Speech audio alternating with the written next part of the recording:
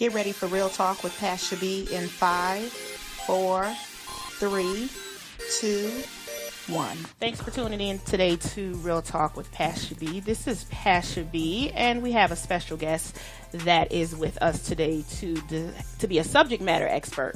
But Sheneka, hey Sheneka. Hey Pasha. Oh, I guess I stole Sheneka's thunder with that. So Sheneka, that's how you gonna say hey to everybody? Yeah, that's how I was gonna say hey to everybody. Because okay. I stole Sheneka's thunder. You did. Go ahead. But it's all right. I'm good. Well, welcome to our episode. We're talking about stealthing and the consequences associated with stealthing. Before we get into it, we're going to introduce our guest, Mr. Aemon Weaver. He will be our subject matter expert. With all the attitude in the world, yes. You had to put that whole man government out there? Yes, I did. Oh, I'm sorry. Exactly. You don't have warrants, do you? Nobody's looking for you? I don't think so. Okay. Hopefully not. We'll find out, though. Yes, he will be our subject matter expert today. As we talk about stealthing and, again, the consequences associated with it, such as sexually transmitted diseases. He's going to educate us on what's going on, not only nationally, but particularly Atlanta. Mm-hmm. Atlanta, since Atlanta seems to be one of the hot spots, as I've read, as it relates to the increase in transmission and diagnosis related to STDs. Welcome, Mr. Weaver.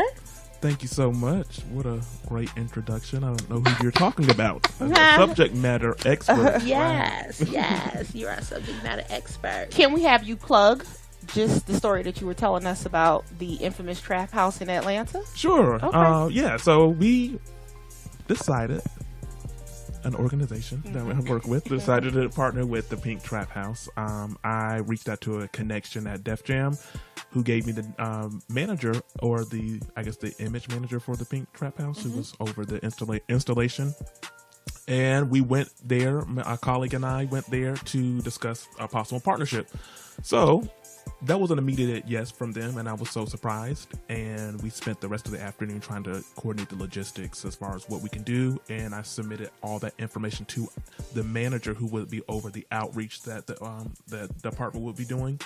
And she called me back about 2 hours later at 6:00 and said, "Okay, we're doing this." I was like, "Oh, wonderful." So they were expecting one thing, and we actually had another thing that they weren't expecting.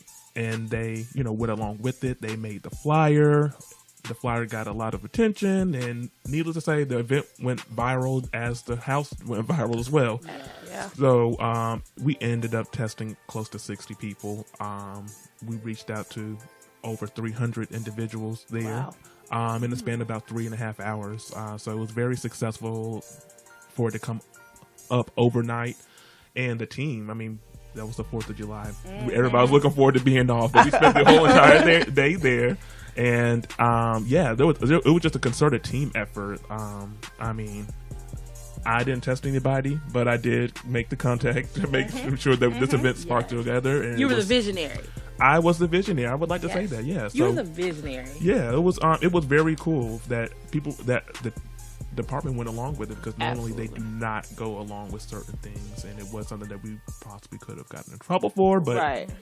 I don't think this health department's gotten attention worldwide as this event has. So absolutely, it was great, and I'm so glad that the team also shared that vision with me. There was a lady in the staff who was an older lady, and she just loves trap music. I was like, when I came to work Monday, and she was like, "Yeah, I want to test the trap house." I'm like, "You know what?" I was thinking about that too. I was like, "Let me go ahead and talk to her. Just go ahead and do that." So from there, the manager was like, "If you can make this happen, we're doing it." Awesome. And that's what happened. And then it came together literally overnight. And yeah, just big shout out to the Fulton County Board of Health. Big shout out to Street X Entertainment, especially 2 Chainz. And thank you for my connection at Def Jam who helped us out. Absolutely. So it really just popped off. Right. And what was funny was, I guess a couple of days posted it on social media. I did. It was a behind the scenes thing. And now, a couple of days later, we're meeting the person who had the vision to put it together. So that's awesome. All right. So this whole stealthing thing,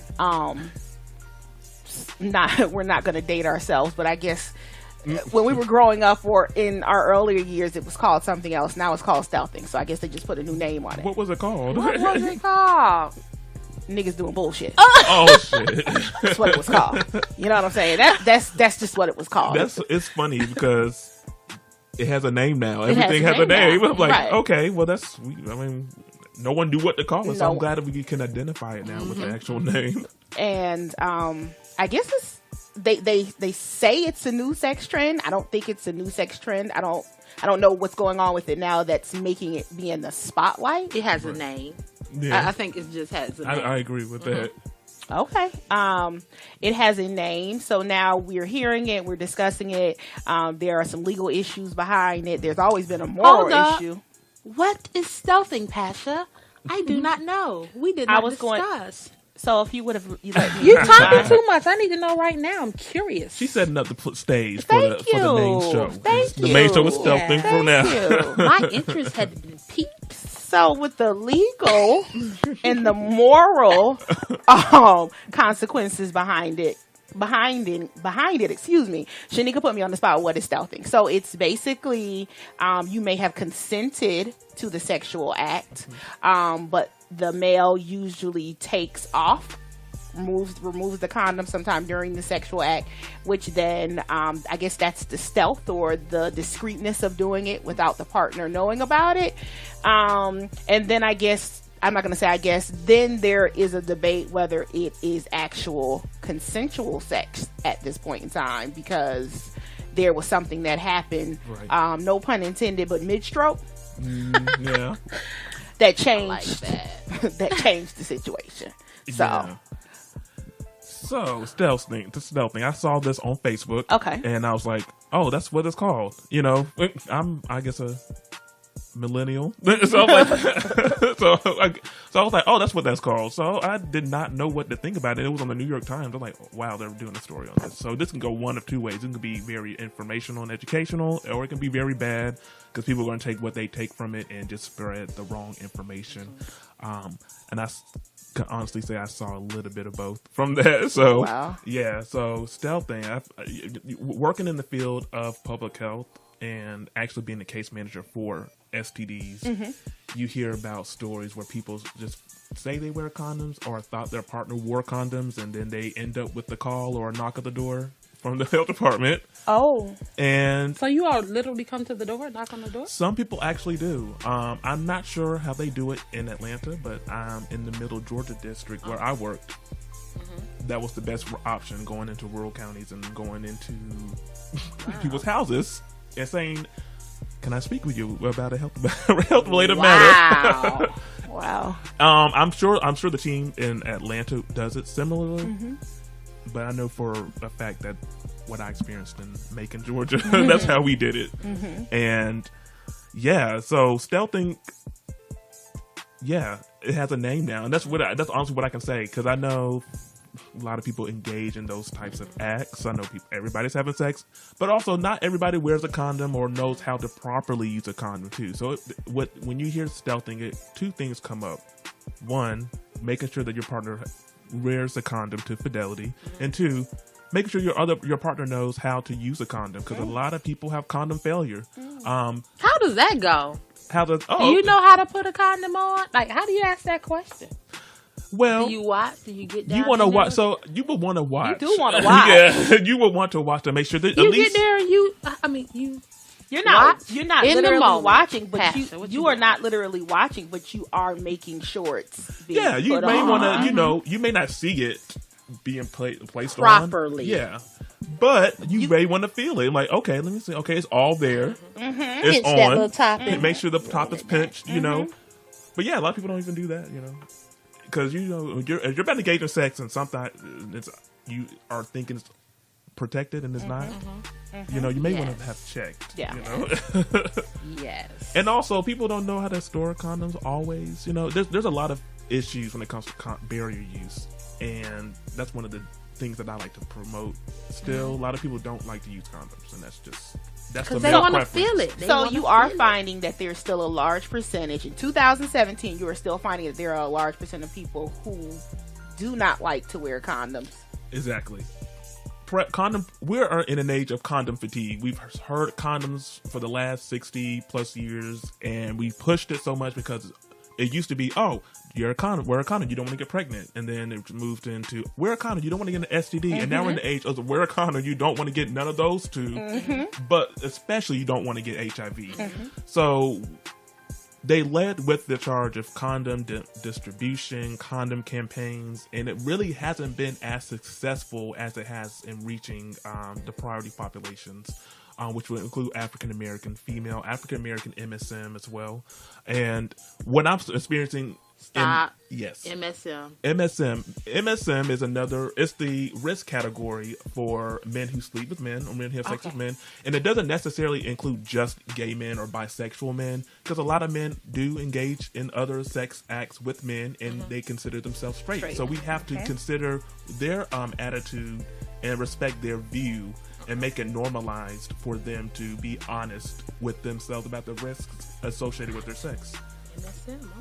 So, but it is a men's preference, whether you're gay or straight, that men don't like to use condoms. It's just, it's not always an issue of not knowing how to not wear one, but an issue of feel and convenience. Does it feel that different, Aemon? It does.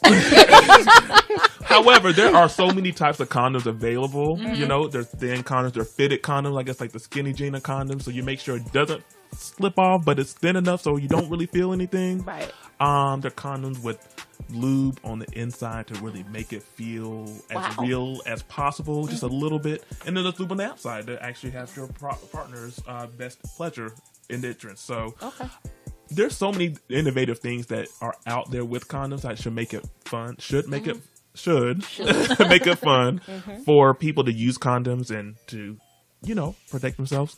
But many people don't. Many people have that preference to feel. I know that also in the gay community that raw sex is a trending topic, and it's a preference. You know. Luckily, there exist options available for anyone who may find themselves in that type of situation. There's a pill that, when taken daily, can prevent you from getting HIV. So I read about that. Are you talking about the PrEP? PrEP, yes. So when I read that, the first thing I thought was, that's that bull. Because I would think that that's promoting a very behavior that you don't want to happen. Right. Well, and that's the connotation that it has received, but the way that it actually is that you're taking control of your sexual health. You're making the concerted effort to protect yourself, knowing that I am at high risk, not only just because the government says so, but I have come to terms with that myself. I have had multiple partners, and I don't always know their HIV status, and I do like to engage in casual sex. So when you have a partner, I mean, we have a person there who says all of those things, that's a perfect candidate for PrEP. And you want to, with that person, you still want to stress condom use, and you still want to also stress routine HIV testing, because when you are on PrEP, you do have to go back to your physician every 3 months to monitor liver and kidney function, and also to check for your STI panel, including HIV. So it's a way for people think it's a way for people to be, I'm going to do this. I get to do this. This is my card. I get to be a hoe and just freak it out. Yes. But people do that regardless of what their friend will do. So what if you miss one pill? If you miss one pill. Because I'm correlating it to birth control. You know, I'm on the pill, but next thing you know. Can you correlate it to birth control? Birth control has nothing to do No, I mean with the continuous taking it. If you miss a birth control pill, you can take 2 the next day, that type thing. Right. Is it the same concept? You don't want to do that. More than one. Okay. So I work on a study monitoring adherence to PrEP. So basically the rule of thumb is 7 days it starts to manifest in certain areas, but 21 days you have full coverage. So 21 days after continued use, making sure you take the pill every day, not necessarily at the same time, but at least every day, you have enough of that active ingredient in your system to be 100% effective, or what they propose the efficacy is for the pill. So if you miss 1 day, that's fine. Don't double up, but make sure that you take the pill starting the next day. You don't want to go above 3 days, because it will go below a certain efficacy rate, which is I think is about 60%. So you want to definitely be at least at. So it's a level that they're looking for. Right. Okay. Gotcha. And that's determined by dry blood samples. Gotcha. Who takes this pill? The person who has HIV, or can the person who is HIV negative take the pill as a preventative measure? Well, so PrEP is prescribed for HIV negative individuals. Yeah. Not necessarily. It was marketed. It's marketed heavily in the gay community, and also now you're starting to see more of an increase in a marketing plan for females, particularly African American females. And can I interject? Yeah. Is that due to, I guess, the conception that there may be a higher percentage of African American males living the down low life? No, they're MSM. That's our word. MSM. Well, the download that's always a negative connotation. It is, but it's a reality, and I can't say for certain that is a contributing factor. But if you take a step back and examine the behaviors, you see that does put a partner who may not know of that activity at risk too. So that's why I say PrEP is a way for people to take responsibility in their own lives, and to also take responsibility and liberate themselves as far as sexual health and sexuality as well. So got it. What's the side effect? Side effects. There, Every pill has a side effect or two or millions. With PrEP, with side effect. Side effect could include death. Yeah. What? Everything leading up to death, and then after that, who knows? Right. But with PrEP, they mark the side effects as far, as, maybe you have a headache, you may get a rash for one day when you're first starting. Where's the rash? Just a general body rash. Okay. Some people have experienced nightmare, like vivid dreams. Vivid dreams. I like that. Vivid dreams. But for the most part, the ones that you need to be concerned about, and I don't think too many African Americans need to, but it's with the kidney function, because you have to monitor creatinine levels, that protein, because it does. The studies show that there's an effect on that, and also bone density. Oh wow! Bone density is one of the newer studies that have come out, and it shows a lot of data leaning towards white individuals who are mostly affected by that. But those are things that are in the most severe cases. I can actually disclose that I am a consumer of PrEP, and when I started taking it, I had no side effects. Okay. So, is PrEP meant to be taken for a long period of time, long term? I want to say long term. So PrEP is meant to be taken when you feel you're going to be at risk. You may be getting out of a relationship, or you may have a suspicion and you want to maybe gauge that suspicion. So you need to be on PrEP as long as you need it, but at a certain point, I would recommend, hey, so let's go ahead and see. So you started PrEP a year ago. You're now in a relationship with somebody who you had the conversation, conversation with about HIV and STDs. Do you think you need it going forward? So at a certain point in time, you may want to have that conversation. For me, I've been on and off of it since 2014. So didn't even know it was around for that long. Yeah, it was approved and marketed in 2012, I would believe, and then it's just been increasing on that. So what's the drawback of that is a lot of physicians still don't know that this is available, or don't know have to market to their clients or have that conversation. When I started it, I had to actually advocate for myself. And in true, I was a student of public health at that time, so in true public health fashion, I made a presentation when I was actually doing another presentation for the department on perinatal hepatitis B. So, and what's funny, because that same medicine, some of the same ingredients actually combats hepatitis. So. Wow. Okay. Sheneka, I know you are the official note taker.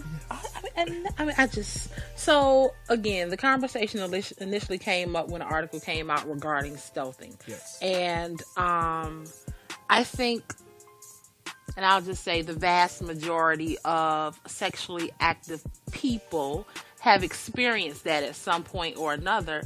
And I'm not sure you can answer this question. Maybe you can answer this question from a personal standpoint or from a professional standpoint. Why would someone do it in the first place? Why are you taking the condom off knowing the consequences that could come along with it, including STDs, unwanted pregnancies? Some of these individuals men or women, have multiple children from multiple partners, why would you put yourself in a situation to create more? Well, it goes back to a personal preference. It feels that good. They really want to, maybe they want to take a risk. You never know. A lot of because some people people go skydiving. That's a part of the heightened sexual experience Absolutely. that everybody's really searching for in these days. So, by any means. But also they want to make we want to make the partner feel comfortable, even though they're deceiving them. What? Say that again one more time. What? They probably, I don't agree with it, but they want to make their partner feel comfortable. So they like, okay, I'm going to. They want them to have the maximum sexual experience. They want to make them feel protected, knowing all the while, initially, knowing that this is going to happen. Okay, so it's all premeditated going in at some point in time. I will believe so. Sometimes it is. Okay, but sometimes stealthing it wouldn't be stealthing if it wasn't premeditated. Because that's the the discreetness of, because one person thought there was a condom on, and then then there wasn't. Yeah. Wow. Mm-hmm. So,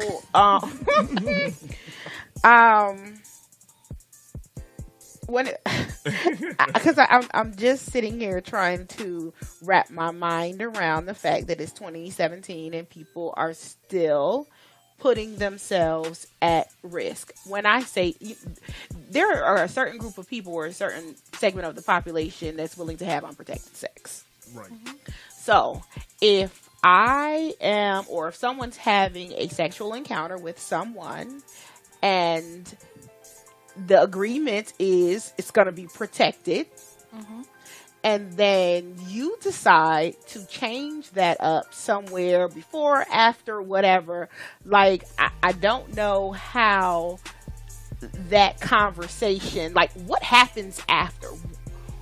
What happens after for the person who it happened to?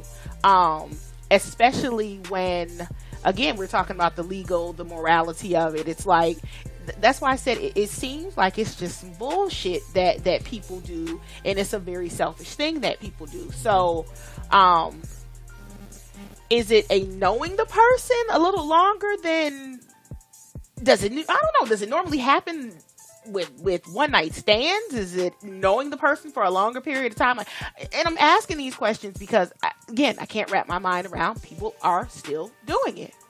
Right, and I think it could be any one of those scenarios where I can foresee this happening on a one night stand. You know, you don't know the person, you don't know their history, you don't know their preferences either. You know, or you may be in a situation where one may be a little bit more intoxicated than the other.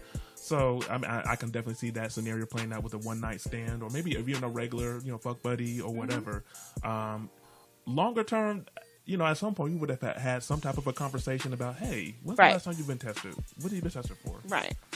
Even if they gave the general answer, I'll just go to my doctor, a lot of people just say that. Do you think people really have that conversation though? Even in long-term relationships? It's a tough conversation to have, but I would like to be optimistic that people are at least having that conversation. I know some people who say they do, as long as you have the conversation with your physician, forget your partner. So at least you know for yourself. You don't have to disclose that information, even if you've been asked. That's your preference too. And I can even say, maybe even from an African American female standpoint, because I am an African American. So that's why I'm saying that PrEP could be, if you again are not in a serious relationship, in order to take control of your sexual I'm going to say your sexual dynasty and whatever else that you want to have going on while you're single. She made that sound so eloquent. I'm just saying, sexual dynasty that be preventative and protect yourself. And if that's something that you want to do, hey. But I still think that's not a. I think to promote it as such. No, it's not a promotion as such. It's the knowing that it happens. Let me get clarification from our subject matter expert. It's only for HIV, correct? It's only not the other panel. That just came to mind too. Yeah, it is only for HIV. Condom use is strongly encouraged. Right. With it still. Because I'm not saying to take PrEP and not take your birth yeah. control and use your condoms. Oh, okay. I just No, need ma'am. to be clear. What I'm saying that is, if you're going to be a single woman, whether that be enjoying life at whatever that is, knowing that stealthing is a possibility, because it's obviously still some nasty ass niggas that's out here doing it. Protect yourself. That's true. Because I know a lot of females that don't even have a supply of condoms. Oh wow. Okay, I bring condoms to the show. Oh my god. What you plan on doing back in this office, girl? I'm not talking about this show. Okay. I see The show. Okay. And preferably use mine. Yeah. That's a really good point, because a lot of females feel a little leery about having a supply of condoms. Like, oh my god, they're gonna think I'm a hoe, or oh my god, this is not a good look. Right. But it is the best look too. So also, I want to market female condoms, because if your male partner does not want to wear a condom, I was going to bring it in. You want to wear a female condom. And having from experience, it feels like you don't have anything on. So especially when the person wears it the right way. So right. That's like a Yeah. workaround to that situation. So, wear you a female condom, girl, so you ain't have to worry about that stealthing for that. Okay. Stop it. Yes. Okay. So another thing that resulted from that article that I was reading, I started looking up stealthing, and quite a few articles came up regarding some legal ramifications. So, and the topic of sexual assault came up. So, with that, we have some individuals who are advocating changing laws. Okay. And putting laws in place to address stealthing, where now you can charge your partner with sexual assault, because I agreed initially to engage in an act under these circumstances. Mid-stroke, the circumstances change, and it's not necessarily consensual anymore. That's true. So, do you all have, Pasha or Aemon, do you have any feelings about having laws in place to charge individuals with sexual assault? That's a touchy subject, because currently there are laws that criminalize people with HIV. It's the only STI with laws in the books. One or two communicable diseases that have laws on books, that and TB.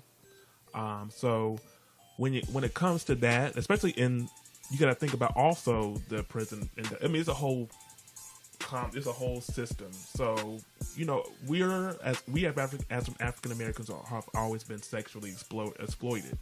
So when the need arises for more laws on top of the many other laws that kind of contradict, or dictate our lives, that's going to be an easy route into the prison industrial complex too. So you got to think about that too. So, but does there need to be some protections? I do believe so, but it also is a matter of responsibility. Like, if you don't want to wear a condom, I'm wearing one regardless.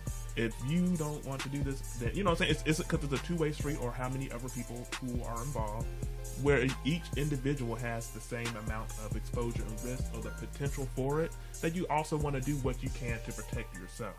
Now, with the laws that are on the books here in Georgia for HIV, they're very archaic and they're unnecessary. If I were to say I had HIV and I had spit on an officer by chance or by will of my thought, I can go to jail. I can go to jail for years. So when you're thinking about laws for this, I think it's good to have it under the context of sexual assault, and I think but not to use the precedent of what's currently in place for HIV laws and criminalization. And what it also does, it's like a double-edged sword. You really have to think about the consequences. Like, man, now the government is taking control over our sex, and it's not liberating as it needs to be. And also, it creates an environment where, oh my God, I gotta always worry about this. I know I like to have sex. I don't tell people this, but I gotta always worry about, I really want to have sex, but I don't want to get HIV. I really want to have sex, but I don't want to get gonorrhea. You know what I'm saying? Well, maybe, you know, and then you try to ration with yourself, like, oh, maybe if I just do this and not do this, we'll be cool. Or we just want you to think twice before pulling the condom off. That's all. And that's what we need to thought. Yeah, and I totally agree with that. But when it comes to stealthing, I do believe that it does fall under the category of sexual assault. So I agree. That is, I mean, because it is deception at its best. It's just the archetype of, I mean, the supposed deception. Because couldn't the actual act of removing the condom be seen as intending to do some kind of harm or put someone at risk? Whether that be, even if you're not, you have no STIs, pregnancy. I guess we're just going to deal with these two because I was about to say something else. But pregnancy. So a lot of people are not having the conversation whether the female is on any other type of birth control and things of that nature. So now you have opened yourself up to possibly having a child being produced from an action that we didn't agree upon. And that, for just putting the STDs over there, why do it for that reason? You know what I'm saying? Why do it so that you have, you've now produced a child, and then there's a decision that has to be made whether the child is going to be kept or not, when that wouldn't even be a factor because I didn't agree to this removing of the condom during the act. Like, I just don't get it. Yeah, it's tough to explain, and it's very unfortunate too. I think the biggest issue with that is just the deception of it all, and then that's what qualifies and makes it, you know, an act that could be criminal. So, absolutely. And the fact that you weren't man enough to say, "Look, I don't right. like condoms," right? But I'm going to lie to you. But instead, I'm going to lie to you and take a condom off and make it feel like, "Oh yeah, you had a condom on the whole time," or "Oh, it must have slipped off," or "It's you sure it's not up there," or you know, right? Because those are the excuses that they'll use for the reason why it's not on when you pull out. So, you know. So in relations to Atlanta being a one of the areas that has the higher numbers of STIs, besides HIV and AIDS, what's the second, I guess, highest percentage of an STI in the area? In general, it'll be syphilis. Damn, people still get syphilis? People still get syphilis, you know? And that's a concern. I think Georgia's closer to number one when it comes to cases of syphilis. So. I need to Google. Yeah. We have okay, so how does that look? Well, syphilis and HIV are correlated. Comorbidity. So when you see somebody with a case of syphilis, sometimes they serial convert, meaning that they test positive later on for HIV. And the reason being that when you have syphilis, you don't know it. It may be open sores in your mouth that you don't feel because they're painless, and it comes up as a simple rash, a general rash. People don't know that they don't have it. People don't know mostly that they have syphilis until later when they get like a rash on their hands and feet, and it's bilateral. So right. It's like right. It's just not on the skin side. Yeah. It's on this side. Bottom side. So it ain't on the black hair side. So when you have a partner, know what that meant. I was just like, bilateral. Okay. Yeah. So I'm slow. Like. So you want to check your partner's hands and feet before you get into bed with them, just in case. But yeah, that? Yeah, I'm Googling. So syphilis would be one. I mean, there's another article that came out last week about a drug, antibacterial resistant strand of gonorrhea that can be spread easily through oral sex. Oh, well, what the hell? That's we can't do nothing. They ain't shutting down the game, honey. You better find you one person and stick to them. You know. Wow. Yeah. But I mean, in the field, syphilis is, it's up there. Wow. It's up there, yeah. And like Pasha said, I don't think most people know that because I didn't. That's not something you hear. And that's probably our job that we need to work more diligently on. Like, hey, all of these still exist. I know we focus on the HIV, right? Because everybody's scared of that.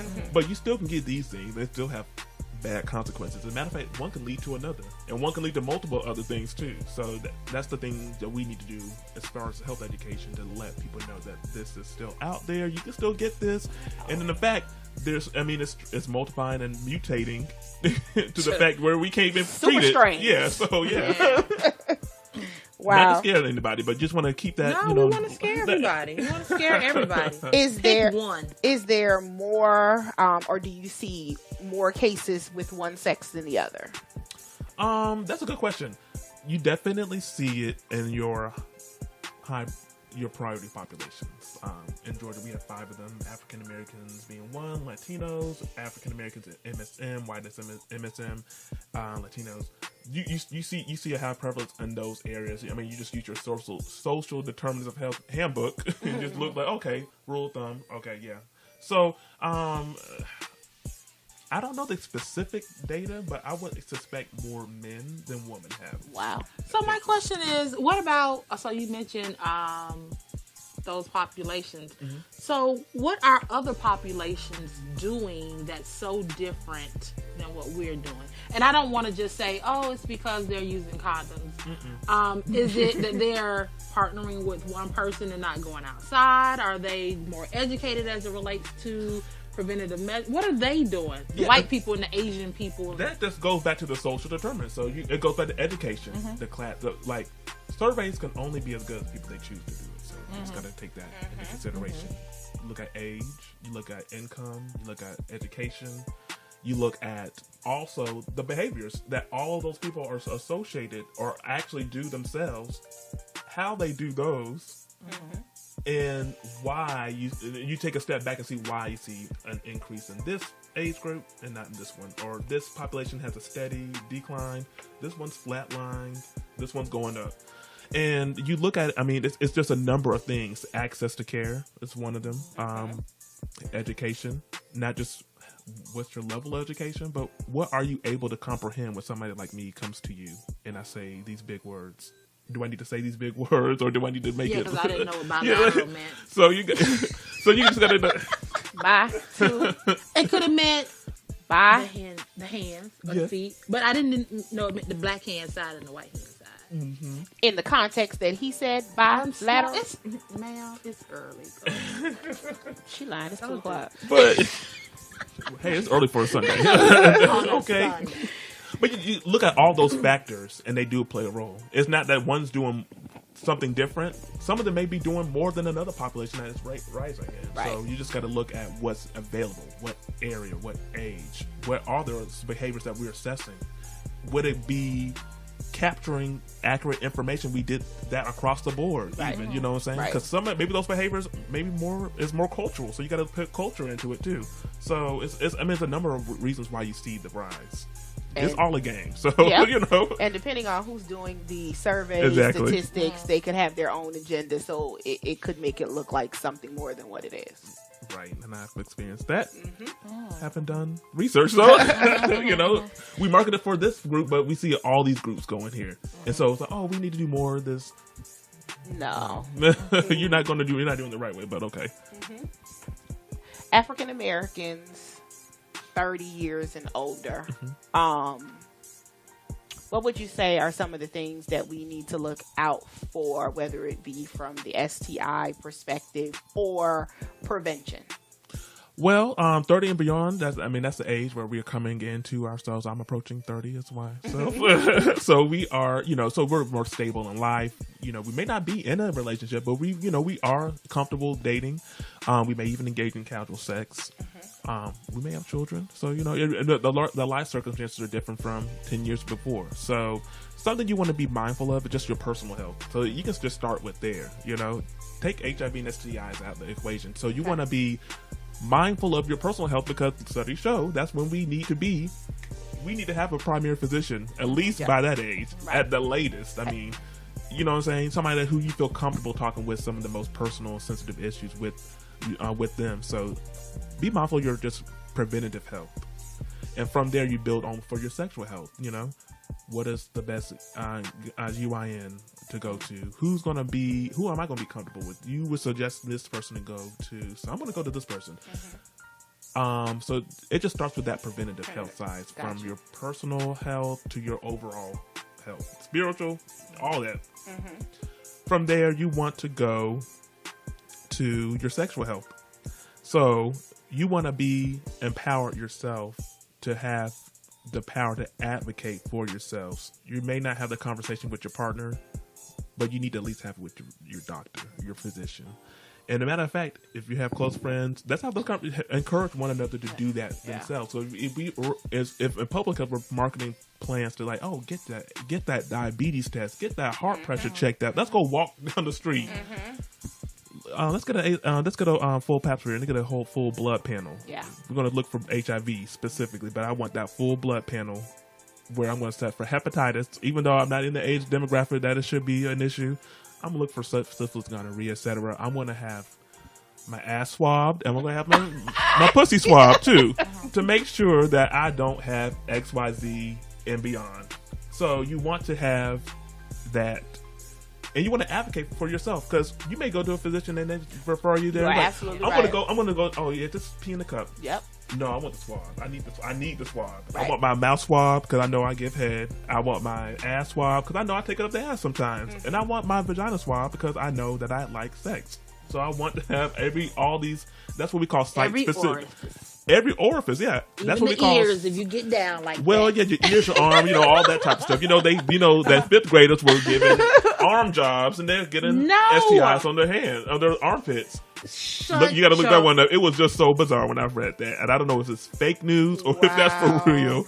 So they were getting, I think they were getting like syphilis, like they were getting rashes. Like, anyways, but then I'm like, okay, well, who were they giving these arm jobs to? Because I hope another fifth grader. If you're in the fifth grade and you have syphilis and you was doing something with another fifth grader, there's a problem. What do you think these little kids doing in school? They could have been messing with an older person. They could have been molested. That is what I'm talking about. So that has started. You didn't play catch a girl, freaky girl when you was in elementary school. You didn't get syphilis from doing that either. I get it. I'm slow. I'm sorry. Gotcha. Gotcha. Yeah, just look that up. I don't know what the specifics of that story is, but I did read it somewhere, and it was on the news as well. And I want to also just jump in real quick when you were talking about getting tested. So one of the things, and a friend of ours, she put on this whole presentation about, like you said, sexual awareness. And one of the things that she pointed out that at the time I was unaware of is when you go for your annual exam, ladies, they are not testing for all of these things. The only thing they test for a general pap smear is gonorrhea, chlamydia, and trichomoniasis. That thing right there. Yeah. You literally have to go and ask, I need the full panel done. Take blood. You need to ask, and that's the misconception. Yes. Oh, I got tested. You didn't get tested for HIV. You got tested. Yes. Yeah, and even herpes, because you need to opt in. They found out that they actually had herpes through the additional testing. It wasn't discovered through a pap smear. They specially requested to have to be tested for that, and that just blew my mind, especially considering the prevalence of herpes. Herpes is, definitely. That's something that's not going away anytime soon. So, that's something that everybody wants to be mindful of as well. Especially going into 30 and beyond, because you live through your 20s. You may not have manifested symptoms that were visible to you at that time. You may have thought, oh, that's a sore in my butt, or that's a sore in my vagina. Mosquito bite. I changed detergents. I got a little infection. But it turns out you had herpes and you were having an outbreak, and then luckily you didn't pass it on to somebody seemingly, but then later on in life you start getting these other things taking place. So, and it's treatable. So you have to opt in for testing. You need to assure yourself and ease your mind, because going in for HIV testing every 3 months and also STI testing, that's nerve wracking. I'm like literally looking on my phone for the results to drop me. I'm like, okay, great, we're good. But you need to ask for it, and you need to advocate for yourself in your 30s. You need to advocate for that. Because many females want to start a family. Many people want to start a family. And that all relates. It goes back to sexual dynasty. That's what it is. I'm all for it. My legacy, my dynasty. You're going to have fun. You're going to have your fun. But you want to be mindful of like, hey, I'm planning to have sex for the rest of my life. I'm going to be real with myself. And whether it's with one person, whether I have to marry somebody and I get married again or whatever, I'm going to be having sex. I want to be having good sex. So that's taking control of your health overall, but taking pride in your sexual health and taking initiative in your sexual health is how you protect your sexual dynasty. Right. And that's something you definitely want to be mindful in your 30s and beyond. Because sex changes, things change, your body changes, things change everywhere. So you want to have a doctor that's going to help you through those changes and make sure that you get the most sensible and rational and just tailored information for yourself. Awesome. So I want to get back to herpes real quick. So we've been talking a lot about condom use. From what I've read, condoms don't prevent herpes. They reduce the likelihood, but you can still contract it through the skin to skin. So the testicles are not covered. So if there's a sore there, it still can be transmitted. Is that correct? Or that is correct. Clarify. That is correct. That's like a surface area type of situation. Now, female condoms actually prevent that for females because it has enough of the condom to go over the vulva. And those diseases, herpes is one of them with skin that happens with skin to skin contact, but syphilis is another one that has the skin to skin contact implication. So when you have enough of the condom covering a surface, like the female condom, like it goes over, that protects the vagina and also from that skin to skin contact. But once again, some people don't know that condoms have to go all the way down to the shaft, to the base of your penis. And a lot of people don't put them on right, so they leave it right mid penis, and like, okay, that's enough that's going to go in, so that's cool. No, it needs to go all the way down, and it needs to fit at the end of the penis, at the base of the penis, so it does not roll up or come off. So what that means is don't be extra small trying to get a Magnum. Don't get a Magnum. See, this is the thing about Magnum. This is a little rule of thumb about Magnums. Magnums are the same size as regular condoms. They're a little bit more spacey, but Magnum XLs are not only longer, but girthier. So Magnums have to fit a certain specification.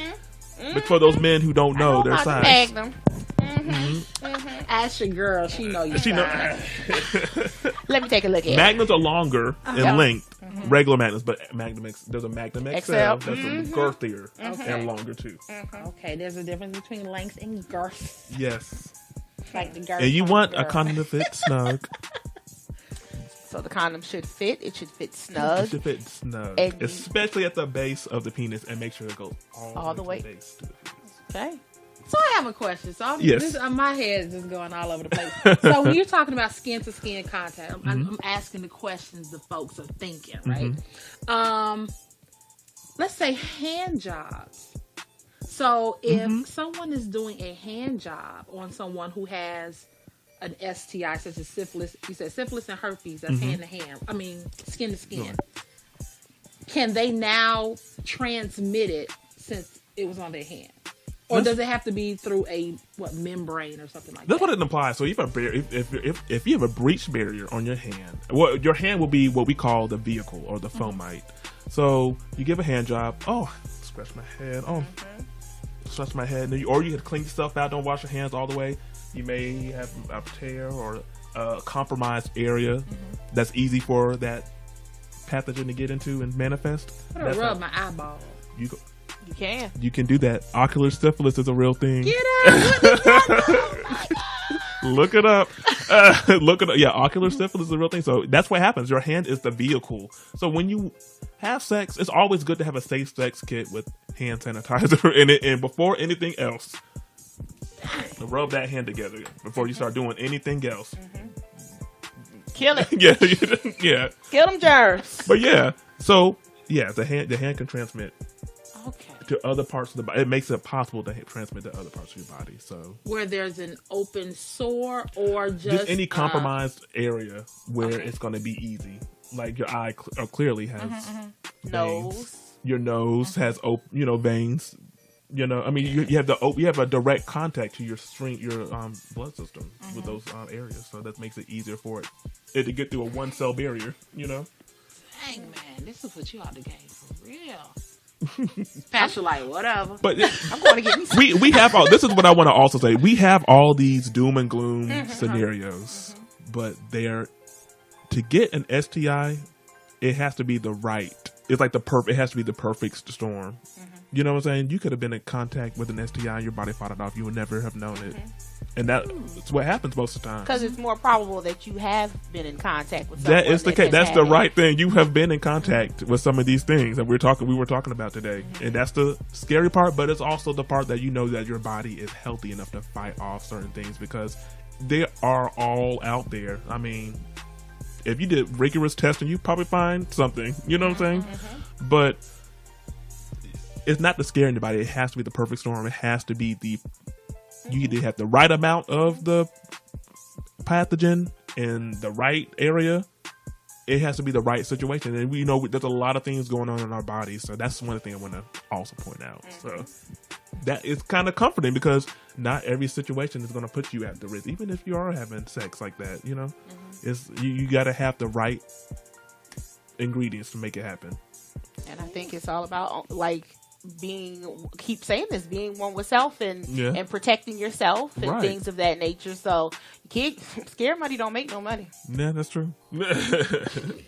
That is true. Just got to be ready for it, I guess. You know, just protect yourself. That's all. And just be in the mindset of just, I'm going to do all the things to protect myself anyway. So I'm going to adapt a lifestyle. When people are adapting diets, what about adapting a lifestyle? Just like your practice, your whole lifestyle. Absolutely right.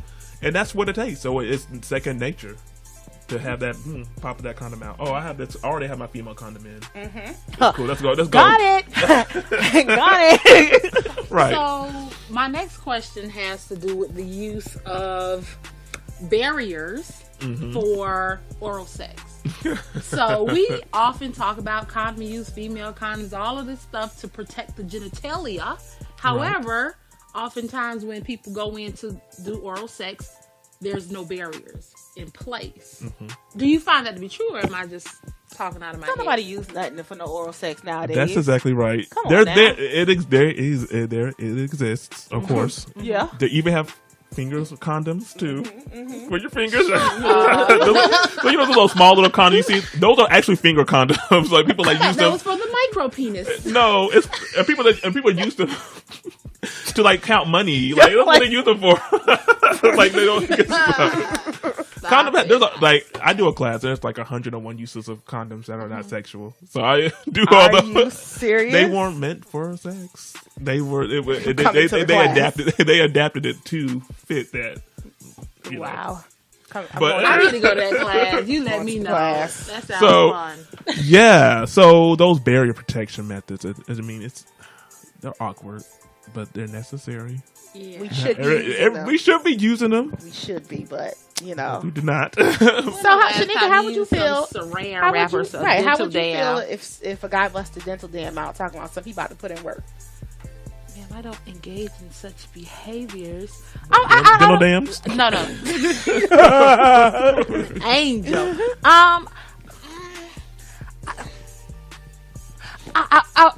I may, raise an eyebrow, but I don't think I'll say anything because I understand. I think I understand the purpose of it. I get it. So what you gonna say? No. I think nah. Go ahead. Do what you gotta do. Hurry up. But do you think you will get pleasure out of a man busted out that dental dam? Like, what's up? Yeah. Strawberry. We're gonna go down there. Well,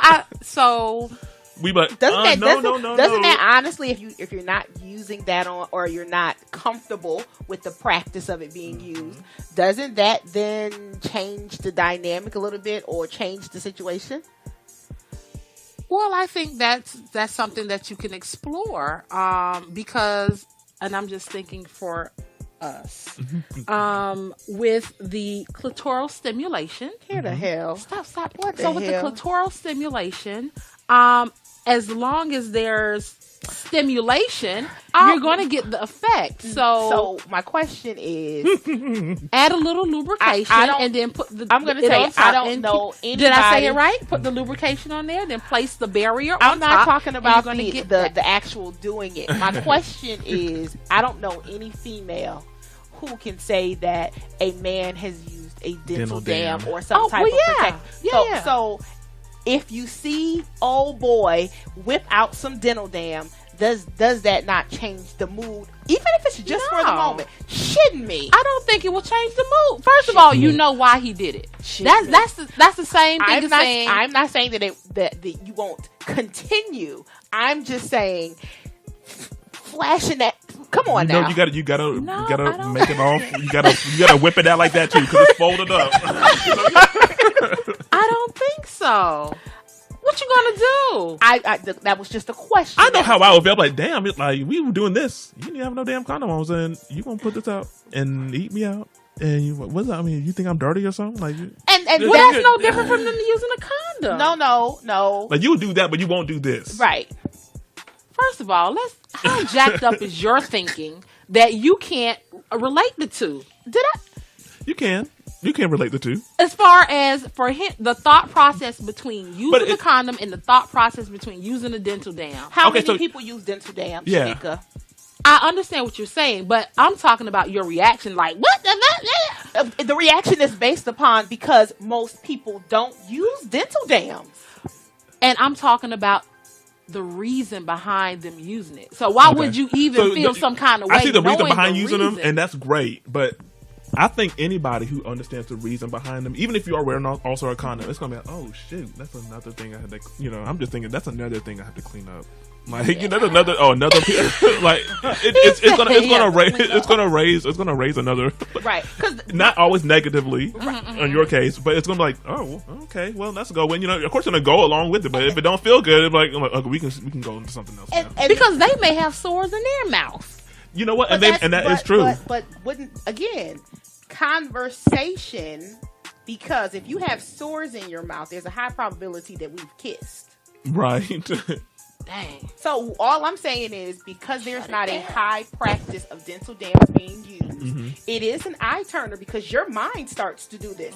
Right. Your mind doesn't start to do this when someone whips out a condom. That's normal. All I'm saying. Is Listerine clear? Listerine clears 99%. I'm just saying. For the mouth. I don't know. It should. Peroxide will, definitely. So. And people brush their teeth and gargle with peroxide. Peroxide is good for your health. Like, it really is good for your oral health. So everybody need to gargle with some peroxide. Follow with some Listerine. Make sure it's 1,000%. Before and after. Okay, put that in your sexual health kit. Come to the spray too now. Some good stuff.